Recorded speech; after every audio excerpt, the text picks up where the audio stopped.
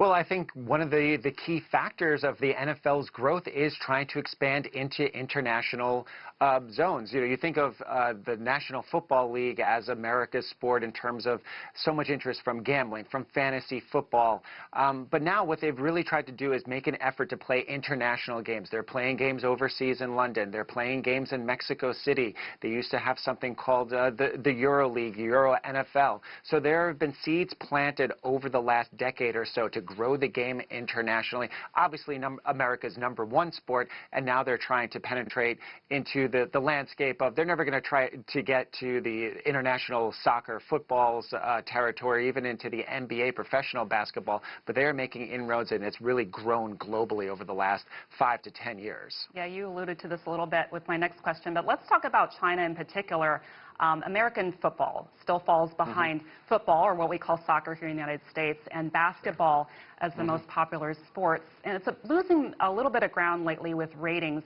Why do you think that is, and what will it take to lure more Chinese fans to the sport?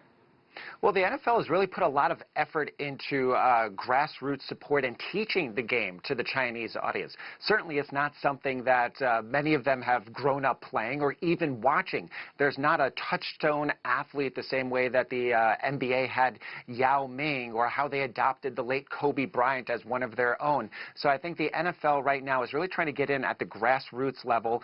They have different distribution deals, obviously, on different networks, and they're trying to grow their presence on social media, because I think the growth will really come with the younger demographic of audience who are not really beholden to any particular sport. So if they could get in with teenagers, 20-year-olds who have disposable income, who are willing to think about maybe coming overseas and attending a game. Certainly seeing an NFL game in China is not necessarily a reality. Possibly different events that teams will hold there can become grounds for gaining popularity and growth there. So right now it's really at a grassroots level. They're trying to hold clinics. They're trying to hold educational seminars in terms of really having the Chinese people get an understanding and the basics of the NFL game to see if they could grow it the same way that the NBA has grown there. I think one way they're trying to do that, Mike, is with Tencent, the Chinese internet services giant. They have a partnership with the NFL, the National Football League. They have commentators for the game, their own commentators. So how do you think that has helped draw more Chinese fans, particularly because they're using digital formats rather than the way we see the Super Bowl here in the United States? Yeah, and they're going to the source of where people are consuming this content. Like you mentioned, it's on Tencent. They're trying to grow that. Just the sheer number of hours of NFL coverage that has been watched over the last 3 to 4 years has grown exponentially. So they're showing more games.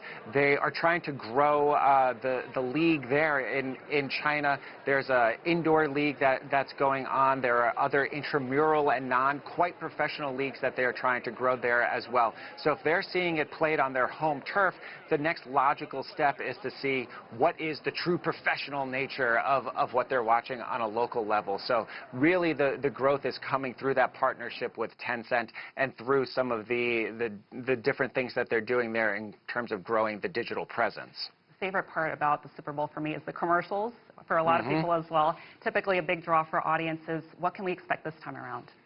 Like you mentioned, this is the Super Bowl of advertising for advertisers. Certainly, you're seeing brands like Bud Light trying to do social media promotions with their new ad that they have coming out for Bud Light Seltzer with Post Malone. Which one will air during the Super Bowl? You have different brands like Hard Rock Hotels who have an ad featuring J-Lo, Alex Rodriguez, and other celebrities. So that's getting a lot of notoriety. And certainly from the political side, this is really the first year where this has really been a key player.